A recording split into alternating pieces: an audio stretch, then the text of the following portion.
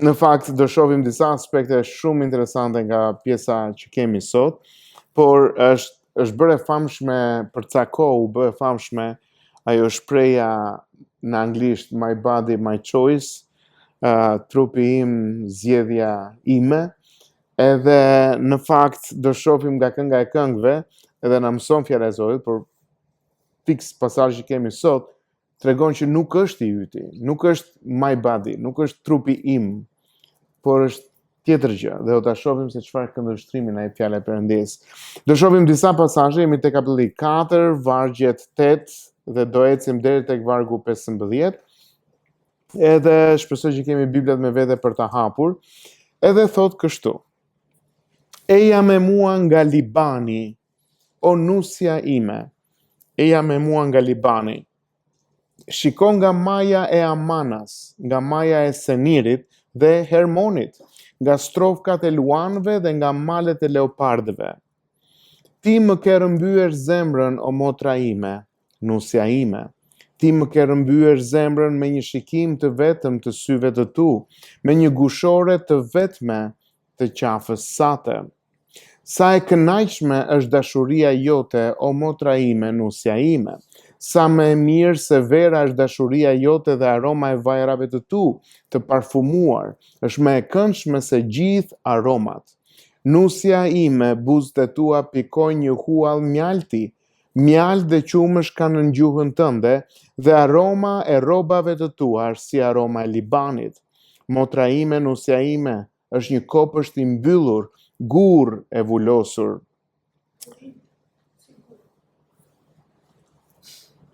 Farë nga përkthimi. Filizat e tu janë një kopësht shegësh me fruta të zgjedhura, me bimë të alkanes, me nardo dhe kroko, kanel dhe cinamon, me të gjitha llojet e drurve të temjanit, të mirës dhe të aloes, me të gjitha aromat më të mira. Ti je një burim lulishtesh, një pus ujrash të freskëta, rëkesh që dalin nga Libani. Zgjohu o veri dhe eja o jug, fry mbi kopshtin tim dhe aromat e tij të përhapen, le të hyj i dashurim në kopshtin e vet dhe të haj frutat e zgjeruara. Hyra në kopshtin tim, o motra ime, nusja ime, mblodha mirën time me balsamin tim, hëngra huallin tim me mjaltin tim, piva verën time me qumshin tim. Shok, hani, pini, po, dehuni o të dashur. Në fakt, ka qenë një këngë e bërë për dasëm në një personi që para pak kohësh u divorcua, edhe ka qenë, besoj që disa prej jush mund t'ju kujtohet, ma vo dhe zemrën, ti zemrën. Keni parasysh këngën? Po, jo? Bes Kallaku. Edhe në fakt më kujtua nga pjesa e parë e pjesës ku thotë që ti më ke rëmbyer zemrën, o motra ime, nusja ime, ti më ke rëmbyer zemrën me një shikim të syve të tu. Dhe në fakt jetojmë në një botë ku çështja e lidhjes është kaq shumë e deformuar. Edhe shkrimi ka pasurinë e madhe për të na treguar dhe të na mësuar disa të vërteta për të na ndihmuar që të kemi prirjen e duhur dhe për të pasur përqasjen e duhur. Në fakt, kjo strofë që ne pam së bashku është mu në zemër të librit Kënga e Këngëve. Është interesante sepse nuk është rastësi që ndodhet mu në zemër, sepse kremtohet kënaqësia e dashurisë martësore, është eksaktësisht në qendrën e librit. Në fillim nuk e kemi këtë pjesë, sepse akoma ishin në njohje, dhe pasi u bë dasma, shohim një gjuhë për herë të parë. Personi e quan o nusja ime. Nuk është thënë më përpara në pasazhet dhe në vargjet dhe në kapitullin më përpara. Është hera e parë që shohim një fjalor të tillë. Në fakt është kundër kulturës në të cilën ne jetojmë sot. Një kulturë kur ne trajtojmë dëshirën e brendshme, dëshirën seksuale si një thjesht, një kënaqësi është e imja dhe unë bëj me të çfarë të dua. Në fakt, mençuria e Biblës na orienton në rrymën e duhur. Interesante është që është vështirë të gjesh cila është mosha kur duhet folur për këto gjëra. Interesante është që në kulturën hebreje, kur një djalë bushte 13 vjeç konsiderohet burr. Edhe ideja është që është i aftë për të pasur dhe biseda të tilla, edhe po ashtu edhe me vajzat. Kështu që nuk është ideja, është shumë e vështirë për ndonjëherë për mentalitetin e më të rriturve për të hapur biseda të tilla, por fjala e Perëndis nuk na lë pa këto gjëra. Fjala e Perëndis nuk na tregon vetëm për ca pjesë të bukura diku, por na tregon për një realitet që është themelor për jetën e secilit prej nesh. Interesante është që ne si njerëz, tani kam qejf që të çoj në një periudhë, e lëm për momentin kopshin e që sa po folëm dhe shkojmë në një kopësh tjetër, në kopshin e Edenit, aty ku njeriu mëkatoi. Dhe në fakt që atëherë njeriu është thellësisht i thyer, thellësisht i korruptuar, thellësisht i ndyrë në brëndësinë e tij. Njerëzit thotë shiko se në thellë në shpirt ai është i mirë.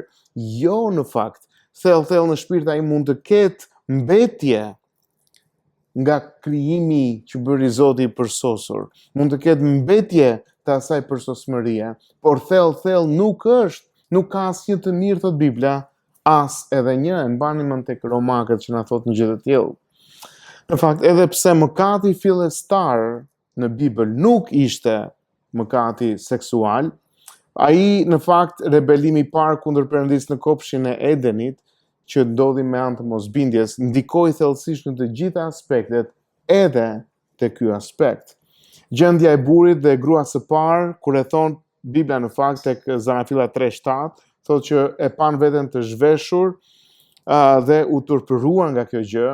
Kjo u shkatërrua, kjo ishte tashmë u dëmtua nga ajo që ishte bërë nga Perëndia. Kështu ata që ndjen nevojën për të mbuluar menjëherë me gjethe fiku. Atë që Perëndia e bëri të mirë, si thoshte Zoti, për herë të parë pasi krijovi mashkull dhe femër, Zoti tha, është shumë mirë.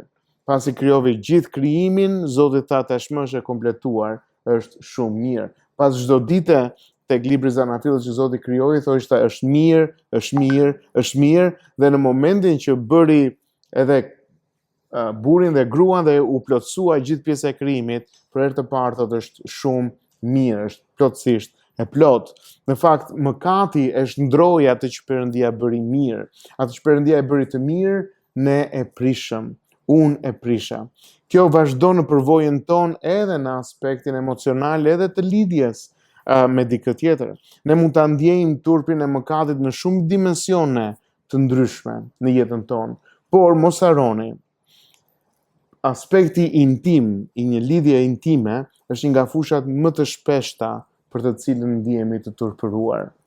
Dhe jo vetëm kaq, por është një nga aspektet më të vështirë për të diskutuar, për të dhënë atë që duhet të jepet, sepse njerëzit thonë ky është mendimi jot. Jo, në fakt, nuk është mendimi im apo mendimi jot. Ne duhet të ecim në një standard, dhe standardi i Perëndis është absolut, e vërteta e tij është absolute.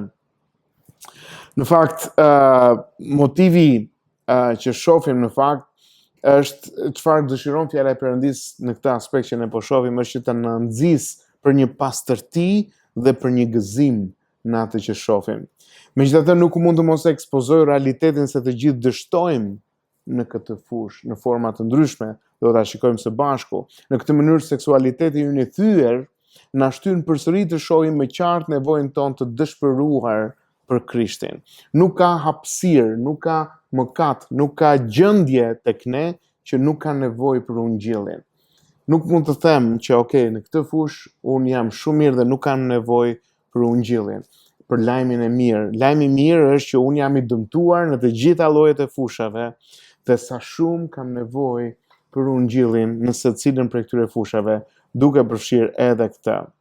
Interesante është që nëse mbani mend, vajza ka ardhur nga shkretëtira. Kur ai e thret që vjen nga shkretëtira, nëse i mbani mend te kapitullin e përparshëm, vajza përshkruhet që në fillim që ishte në shkretëtirë, dhe shkretëtira zakonisht është rrezikshme dhe diçka e largët. Këtë herë ai po e thret atë të bashkohet me të një udhëtim nga një shkretëtirë e rrezikshme drejt kënaqësisë së sigurt të një kopshi të harlisur. Për më tepër këtë herë ai do ta marrë nga ajo atë përgjigje të ndryshme për kërkesën e tij. Nëse e mbani mend, në fillim ajo e refuzoi. Pse? Sepse nuk ishin të martuar. Tashmë ajo e pranon për të qenë së bashku sepse janë të martuar. Është gjithashtu domethënë se që në këtë poezi ai e quan nuse, mos e harroni, për herë të parë, o nusja ime. Edhe dini vetëm në këtë pasazh, edhe në disa pasazhe të tjerë që vinë më pas, është jo më pak se 6 herë që përmendet fjala nuse. Nuk është thënë më përpara, sepse nuk ishte nusja e tij, tashmë ka ndryshuar statusi, tashmë ajo është bërë bashkëshortja e tij. Fjala gjithmonë tregon lidhjen e re të një familjeje të re, që krijohet nëpërmjet martesës, dhe përdorimi i saj këtu te kënga e këngëve shënon një pikë kyçe në ndryshimin e një marrëdhënie që kanë pasur më përpara. Kanë pasur një marrëdhënie ndryshe, tani hyn në një marrëdhënie të thellë të një familjeje të re. Fjala e Perëndisë e bën shumë të qartë në fakt që bashkëtesa, që është kaq shumë e pranueshme tek njerëzit sot, është gabim. Fjala e Perëndisë na tregon që bashkëtesa nuk është mënyra se si Zoti e kishte menduar dhe se si Zoti e dha. Zoti dha martesën dhe martesa është ajo kështjella ku të dy bashk qëndrojnë të sigurt, sepse bashkëtesa shkakton shumë probleme. Një nga gjërat që kisha shumë qejf që t'ja u demonstroja, por nuk e pata mundësinë, ishte do merrja një ngjitës, nga këto ngjitësat letër, do merrja edhe transparent, do merrja edhe një letër, do t'i bashkoja, edhe do përpiqesha pasaj për ti ndarë. Keni parasysh çfarë po them? A mendoni se do të ishin njësoj si përpara se të ngjiteshin? Po apo jo? Çfarë ka ndryshuar? Janë ngjitur dhe kur është kul, të dy kanë lënë shenja të njëri tjetrit. Apo jo? Letra ka lënë shenja të ngjitësi, ngjitësi ka lënë shenja të letra. Dhe nëse e merr atë letër dhe e bashkon me një ngjitës tjetër, që po atë mund të jetë i dëmtuar ose jo, çfarë do të shkaktohet? Nuk ka për të qenë aq mirë sa që ishte më përpara. Prandaj dhe fjala e Perëndisë na tregon që Zoti e urren divorcin, por në të njëjtën kohë thot fjala e Perëndisë që Zoti ka caktuar martesën si vendin ku krijohet familja e re, sipas planit që Perëndia kishte. Prandaj kjo është gjë shumë e mirë. Prandaj kjo është kundra rrymës në të cilën bota tregon. Bota thot, "Okej, ku e di ti çfarë është ai? Provoje, shijoje një herë, shikoni nëse bëhet, pastaj vendos." Jo, thot fjala e Zotit. Njife, vendos dhe lidhu dhe martohu, dhe aty derisa vdekja t'u ndajë. Martesa krijon kontekstin, atë shpizën, atë kështjellën e bukur ligjore dhe njerëzore, në të cilën është e drejtë e përshtatshme që kopshti i mbyllur të hapet dhe burimi i mbyllur të hapet. Aty ku ka qenë mbyllur tashmë është bërë aty. Lidhja e tyre nuk është thjesht ligjore, por ajo lidhje që do të qëndrojë derisa vdekja t'ju ndajë, thot Bibla. Një fjalë tjetër që e përdor këtu është fjalën motra ime. Këtu gjua është metaforike, duke përdorur një term të përzemërt, thjesht për të treguar dashurinë për njëri tjetrin. Ajo nuk është thjesht fjalë motra e tij. Përkundrazi, fjala tregon se misia në martesën e tyre është si ajo midis një vllai dhe një motre. Është shumë e afërt. Lidhja më e ngushtë ishte e mundur me një person të gjinisë së kundërt në antikitet. Prandaj e quan o nusja ime, o motra ime. Do të thënë e quan me emrat më të përafërt, më të afërt të mundshëm që mund të thrasësh dikë, dhe të dyja këto të bashkuara. Ajo nuk është dhe njëherë motra e tij fizike, por ai e quan marrëdhënien e tyre më e afërta se ç'mund të jetë, o nusja ime, o motra ime. Në fakt në kapitullin e 8 gruaja do të dëshirojë për herë të parë ta shohim aty që buri të ishte si vëllai i saj, në mënyrë që ajo të mund të tregonte hapur dashurinë e saj për të. Te kapitulli 8 vargu 1 është një kujtesë se bashkimi ligjor dhe ai intim nuk ishte kur e destinuar të ekzistonin më vete. Jo thjesht unë do bashkëtoj, por do të jenë bashk, do të jetë në martesë kjo gjë. Kur burri dhe gruaja tek Zanafilla 2:24 u bën një mish i vetëm në martesën origjinale, kjo tregonte nuk ishte thjesht se sa okay, tani këta u martuan, por sepse ata do të qëndronin aty derisa vdekja t'i ndante. Shumë interesante në fakt është që e përmenda pak në fillim atë këngën Ti më ke rrëmbyer zemrën, dhe kisha dëshirë që ta kuptojmë pak. Djali dëshiron me pasion së pari gruan e tij. Fraza ti më ke vjedhur ose ti më ke rrëmbyer zemrën ka një kuptim në gjuhën hebraike që shumë e rëndësishme që ta kuptojmë. Ne sot mendojmë me mendje dhe ndjejmë me zemër. Dakor? Kurse në atë kohë çështja e zemrës nuk ishte thjesht çështje ndjenje, por ishte çështje mendimi. Është si të thoshte sot personi, ti më ke hequr mendjen, më ke marrë mendjen, më ke vjedhur mendjen. Prandaj kur thot ti më ke vjedhur zemrën, në atë kohë zemra tregonte gjithë kapacitetin e mendimit dhe logjikës, jo vetëm të ndjenjës, por gjithë aspektin e drejtimit. Edhe ai thot më ke vjedhur në kontekstin ton, sot do të ishte më ke marrë mendjen, ma more mendjen, okay? Një deklaratë e tillë për zemrën është një deklaratë angazhimi personal. Në fakt, një krahasim që kam qejf ta shohim aty është me vreshtat.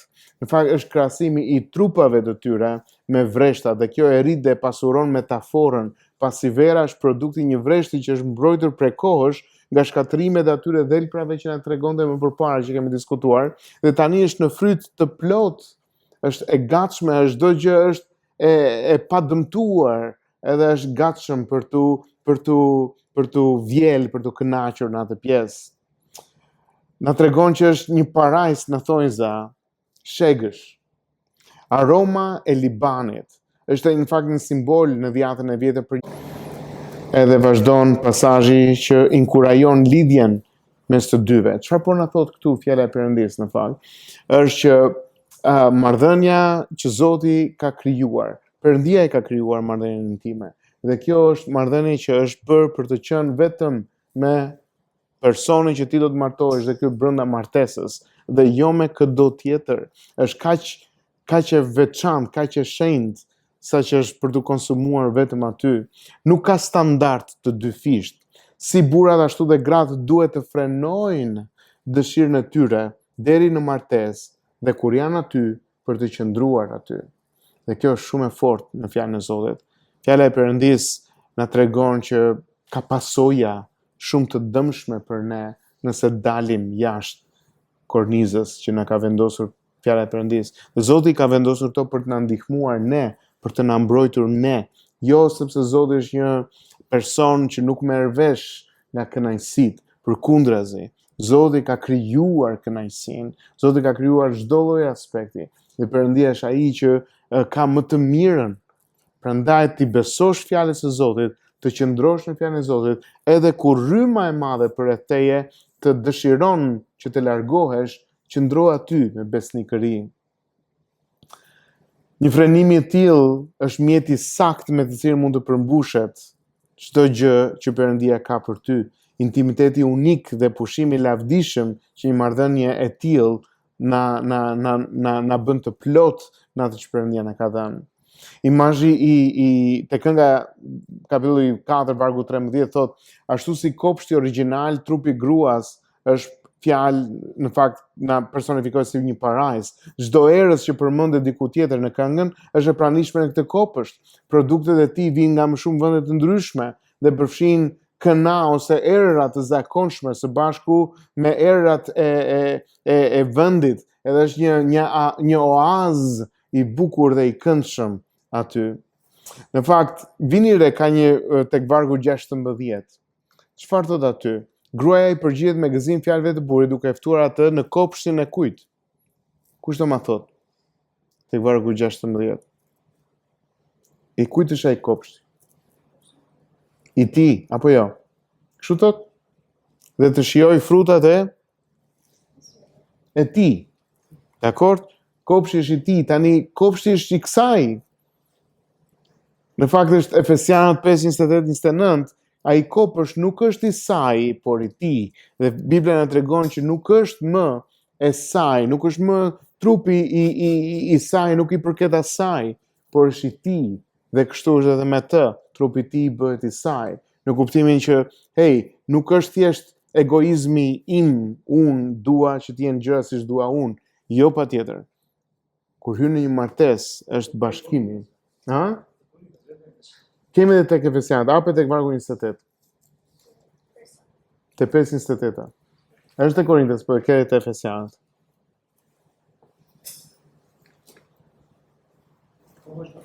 Lexoje, meqense e hapëm, që të jemi në linjë.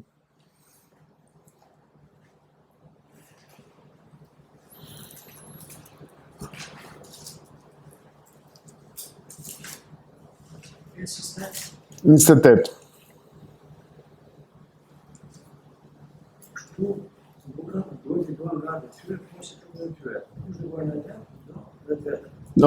Që do thot dashuria.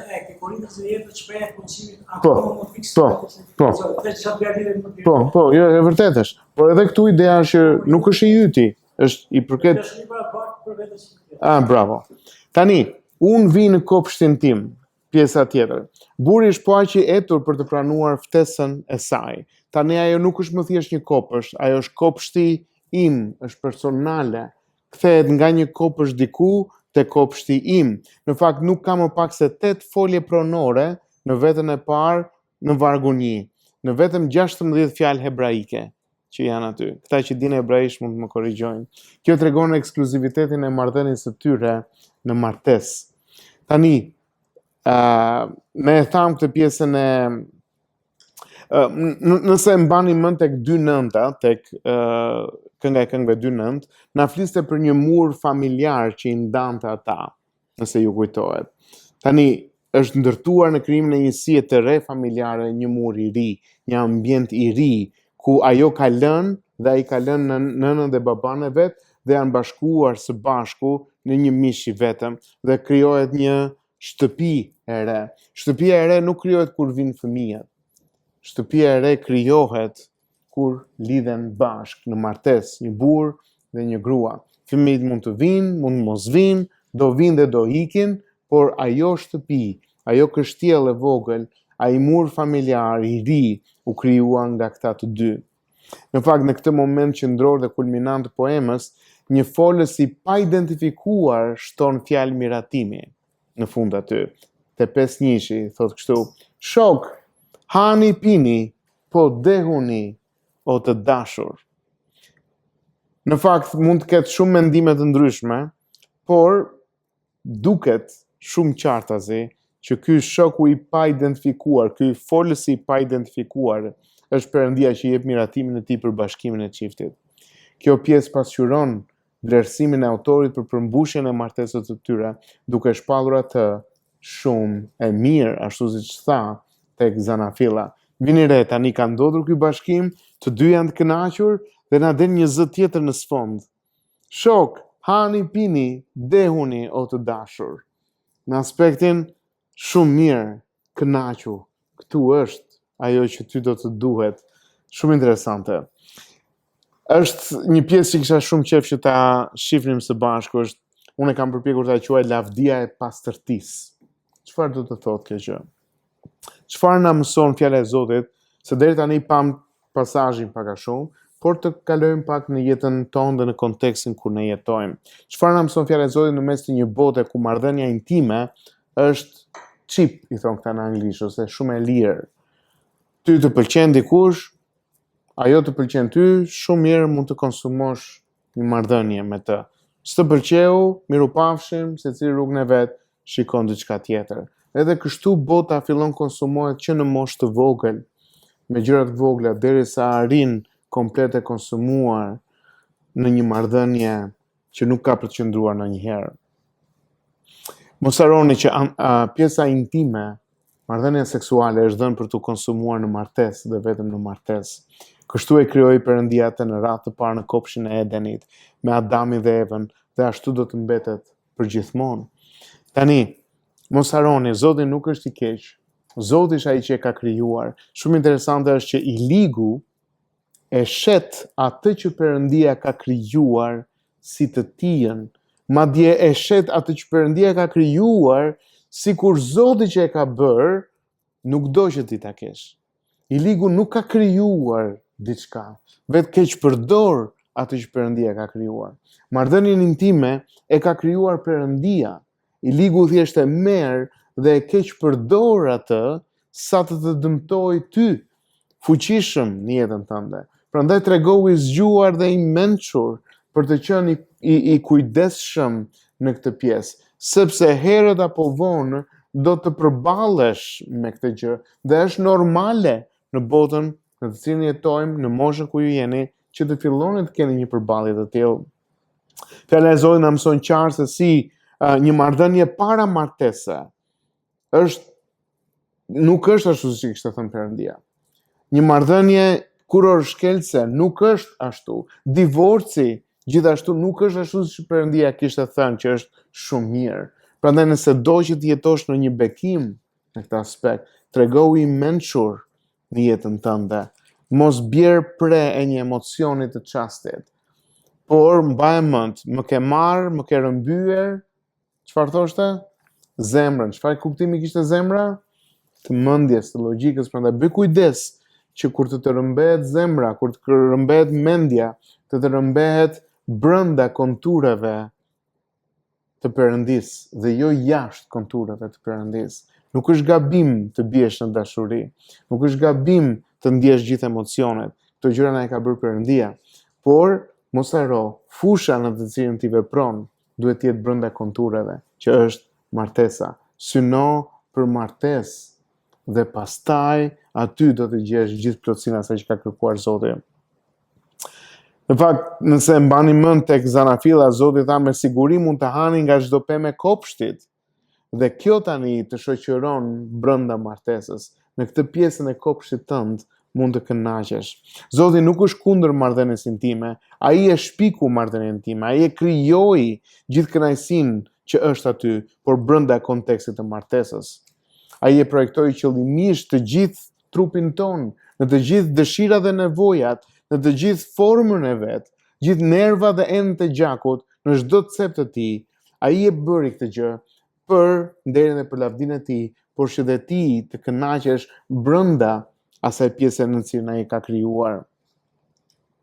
Zoti kur e krijoi këtë gjëra, nuk i krijoi freestyle, që hajde bëj çfarë të duash, tani të është të dhënë kjo mundësi dhe bëj çfarë duash.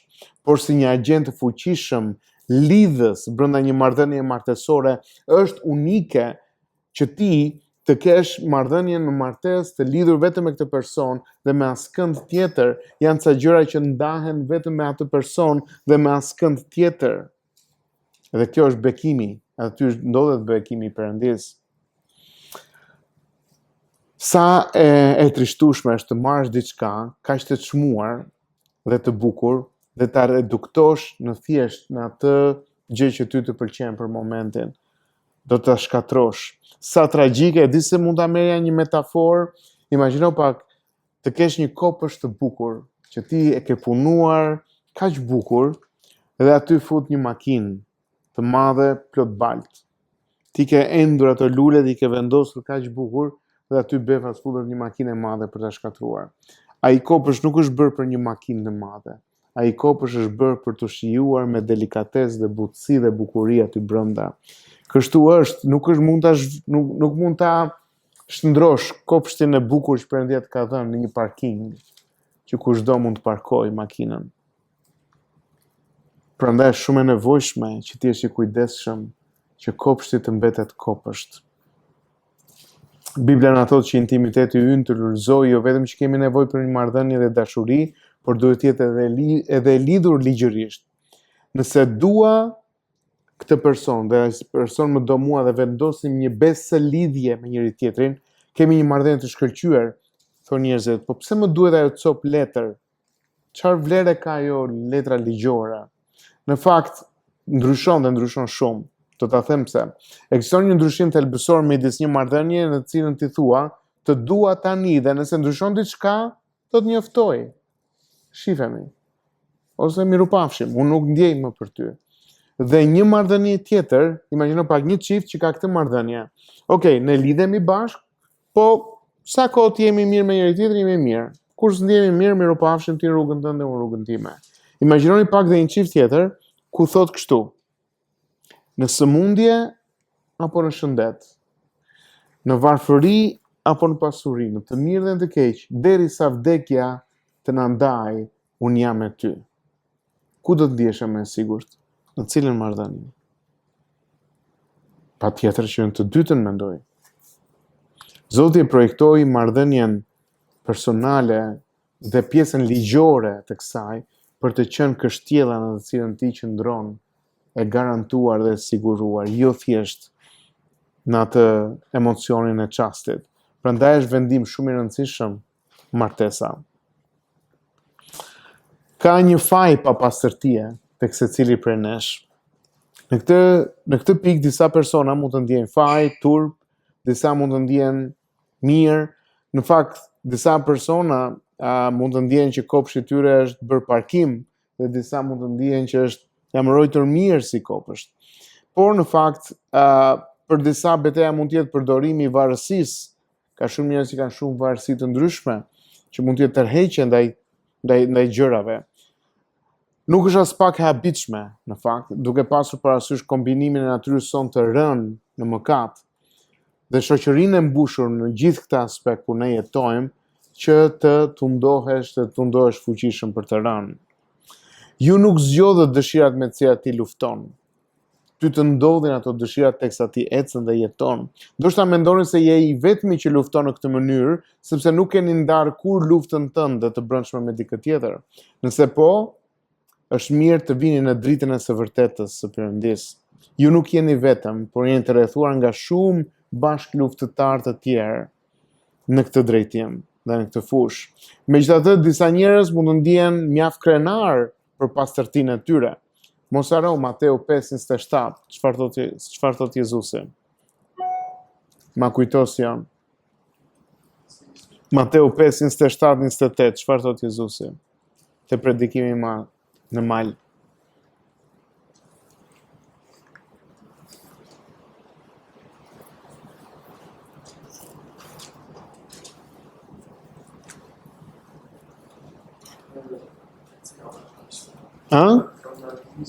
Ne perifrazon, ne thuaj kështu në për...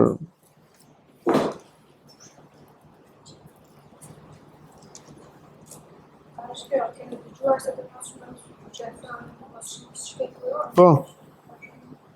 Unë për ju them se për çdo që është ka një grua për ta dëshiruar, ka shkelur kurorën në zemrën e vet. Edhe është dhe kundërta, nuk është vetëm për një burr që dëshiron një vajzë, edhe ka shkelur kurorën. Është edhe për një vajzë që dëshiron një djalë, tashmë ka shkelur kurorën, thotë Jezusi. Pra nuk ka një standard pastërtie perfekt. Ne të gjithë dikur kemi rënë në këtë pjesë. Por ka një person që është perfekti në këtë gjë. Dashuria e zjarrtë e Perëndis. Një dashuri e butë për njerëzimin nuk do të kishte qenë mjaftueshme për të shtyrë Perëndin në pafund dhe të lavdishëm të gjithë krijimit të përulej deri në pikën e marrjes së mishit dhe të bëjë i vdekshëm. Pse i përjetshmi, pse Perëndia do të hynte në kohë dhe do të merrte përsipër të gjitha kufizimet dhe formës sonë të vogël? Është dashuria përvoluese, nëse mund ta thosha kështu. Pse i shenjti do të hynte në një botë mëkatare dhe do të misojë me mëkatarët e thellësisht të thyer? Është dashuria e zjarrt përvoluese e Perëndis. Për shkak të dëshirës së tij të zjarrt, Krishti mbarti frustrimet e jetës në këtë botë të rënë, ku ai ishte vazhdimisht rrethuar nga njerëzit që e zhgënjyen dhe totalisht e dëmtuan. Në fund të fundit njerëzit që Jezusi i donte e tradhtuan. Populli i Perëndis, të cilin ai kishte joshur me besnikëri gjatë gjithë jetës së vjetër, e hodhi poshtë Mesin, Krishtin, duke zgjedhur të lironte një kriminal. Emri i tij ishte Baraba në vend të Krishtit. Pastaj ata komplementuan me romakët për të gozhduar Jezusin në kryq, ku ai do të duronte për orë të tëra agoni, dhimbje të papërshkrueshme fizike. Dhimbja më e keqe është dhimbja shpirtërore e mbajtjes së maleve të mëkatit ton që mori Krishti. Bjeshi. Judejnë dhe romakët nuk ishin të vetëm ata që e tradhtuan Jezusin. edhe ti e tradhtove në jetën tënde. Dhe vazhdon ta bësh ditë pas dite. Malet e mia të mëkatit dhe tradhtisë u vendosën mbi supet e tij, për të cilat ai përjetoi zemërimin e zjarrt të Atit, që duhet i ketë djegur shpirti në atë çast teksa shikonte birin në atë gjendje. Sa i kushtoi Atit që të plagoste birin në atë mënyrë. Ati nuk po qëndronte duar kryq duke derdhur zemërimin e tij mbi Jezusin. Çdo plag që mori biri duhet ta ketë bërë Atin të dridhej. Jo nga frika, por nga dashuria. Çdo goditje që goditi Jezusin, ju mat atij nga Ati, me të cilin ai kishte ndarë shoqëri dhe intimitet të pandërprerë, që nga fillimi i universit, madje edhe përtej kësaj. Cili atë njerëzor mund të duronte dhimbjen e të parit të fëmisë të tij të dashur të vuajë në atë mënyrë? Cili burr njerëzor do të duronte një dhimbje dhe një turp të tillë për hir të nusës së tij? Nuk ka asnjë. Perfekt, as edhe një. Por ekziston vetëm një burr, Perëndia që na krijoi për veten e tij dhe që nuk na lë që të humbim në përjetësi. Ati që tani na sheh të bashkuar me birin, kënaqet na shikojmë në të njëjtin intensitet me të cilin kënaqet me birin e tij. Jezu Krishti e deshi nusën e tij. Kush ishte nusa e Krishtit? Kisha. Prandaj nuk u martua Krishti. Ishte simbolik e asaj që ai është i martuar tashmë me kishën e tij. E deshi nusën e tij dhe dha veten e tij për të. Si thot Bibla, e dha veten e tij për të, në mënyrë që ajo t'i paraqitet atij në ditën e dasmës së saj, e pastër dhe e panjoll. Besimtarët janë nusja e Krishtit. Dhe tani jemi në periudhën e fejesës me Krishtin. Na ka premtuar, na ka dhënë kaparin, na ka dhënë unazën. Kush është kapari që Zoti na ka dhënë? Fryma, na ka dhënë frymën e shenjtë. Dakor? Dhe ditë që do të jetë dasma, çfarë do të ndodh? Do të martohet, do të bashkohet përfundimisht ajo pjesë. Mbaj mend kur dasmat bëhen, zakonisht dikur, kur nuk kishte telefona, nuk e dinin kur vinte dhëndri. Vetë se dëgjoheshe nga borit e makinave kur vinte dhëndri, me makinat, me krushqet, që binte dhe aty tek zërat e shtëpisë së gruas, po thoshin, të vajzës thoshin, erdhi, aty fillon dhe orkestra pasen që i merrte zë pak më shumë, edhe aty ndizej gjithë ajo pjesë. Si? Kur s'ka drita? Po jo, ideja ishte, imagjino pak dasmat që bëshin më përpara. E po s'kishe muzik live, se atëherë ishte muzikat live. Por bukuria e kësaj pjese çfarë dua të them është që nuk dije kur vinte dhëndri, por ajo po e priste, ajo ishte bërë gati me vellon e saj, ishte zbukuruar, edhe ky është qëndrimi i kishës përpara përfundimit, përpara çdo gjëje. Ne jemi të fejuar, kisha është e fejuar me Krishtin tashmë, në këtë fazë, dhe po pret për ardhin e tij, për dasmën e madhe. Në fakt, dikur tek Gjoni 8:3, Krishti i solli një grua që ishte kapur në tradhti, në kuroshkelje. Dhe i kërkuan Jezusi duke i thënë, çfarë thot ligji për këtë gjë? Dhe Jezusi thot, kush është pa mëkat, midis jush le të hedhë i pari gurin mbi të. Gradualisht, një nga një, të gjithë u kthyen dhe u larguan, që nga më të vjetrit, thot aty pasazhi, deri tek më të rinjt. Jo nga të rinjt, por nga më të vjetrit deri të rinjt. Megjithatë, gruaja nuk ishte e sigurt, sepse ishte vetëm dikush aty që nuk iku dhe që kishte mundësinë për të hedhur gurin i parë mbi të, që ishte vetë Krishti. Por ai nuk e bëri. Ai tha, "Su nuk të dënoj, shko tani dhe mos mëkato më." Zakonisht njerëzit e pëlqejnë këtë histori kur thotë, "Wow, Jezusi e deshi dhe e fali", po, dhe harrojnë fjalën e fundit, urdhërimin e fundit që Zoti i tha, "Shko dhe mos mëkato më." Ec në shenjtëri. Ai e tha këtë sepse kishte ardhur në tokë për të kërkuar dhe për të shpëtuar të humburit. Njerëz si gruaja e në këtë rast që ishte aty. Perëndia thotë që nuk ka dënim për ata që janë në Krishtin Jezus. Të cili libër e thotë të pjesë? Bani mend? Kë po bëjmë të dielave? Romakët, të cili kapitull? Kapitullin 8 nuk ka asnjë dënim për ata që janë në Krishtin Jezus. Është bukur të kuptosh që Zoti të ka çliruar edhe nëse ke gabuar, edhe nëse ka mëkatuar në jetën tënde. Por mos haro të qenit besnik ndaj Krishtit do të ndihmoj që të kesh një jetë besnike të jetuar realisht. Një krishter nuk është ai që thjesht thot disa fjalë, por një krishter është ai person që jeton bindjet e veta. Një krishter i jeton bindjet e veta. Megjithse rryma mund të jetë e kundërt, ai jeton bindjet e veta. Janë disa lloj peshqish shumë interesant, trofta, që nëse ka një përrua të vogël dhe bie ujë nga lartësitë, ato janë peshqit që hidhen kundër rrymës. Ju pëlqen të luftojnë kundër rrymës. Edhe jo të gjithë peshqit e bëjnë këtë gjë, por ato e bëjnë, ka shumë guxim për ta bërë këtë gjë. E kur ti bëhesh besimtar, ti merr një guxim për të jetuar kundër rrymës. Ajo që drejton jetën tënde nuk është më rryma e njerëzve, por qëndron tek fjala e Perëndis. Prandaj fjala e Perëndis nuk ka çështje që nuk e prek në jetën tonë. Dhe kjo është një nga çështjet që është si zona ime, askush nuk mund të futet këtu. Është intimiteti im, është errësira ime, është ajo që unë dua të bëj çfarë dua. Jo, në fakt ti i përket Krishtit. Dhe nëse deklaron që i përket Krishtit, ti nuk je më në burgun e errësirës së dëshirave të tua, por ti çlirohesh për të nderuar emrin e Krishtit. Prandaj është kaq shumë e rëndësishme, sidomos në moshë të re, ende kur je në ato sfidat e mëdha që shokët dhe shoqjet e tua përreth vendosin gishtin. Unë do thoja, qëndro në të vërtetën. Kërko për të lidhur me personin që do të grysësh gjithë jetën tënde.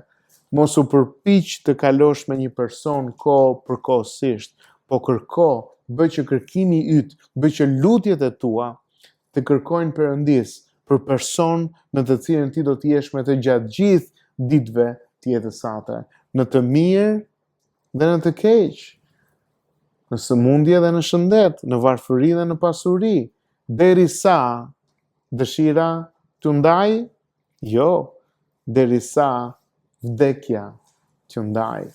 Edhe kësaj nuk e dihet, mund të vazhdojnë 100 vjeç, të dy.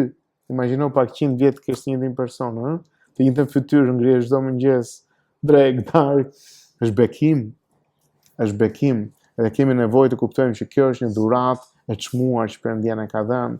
Edhe në brezin ku ne jemi, është një nga gjërat që është sulmuar dhe vazhdon të sulmohet kaq shumë.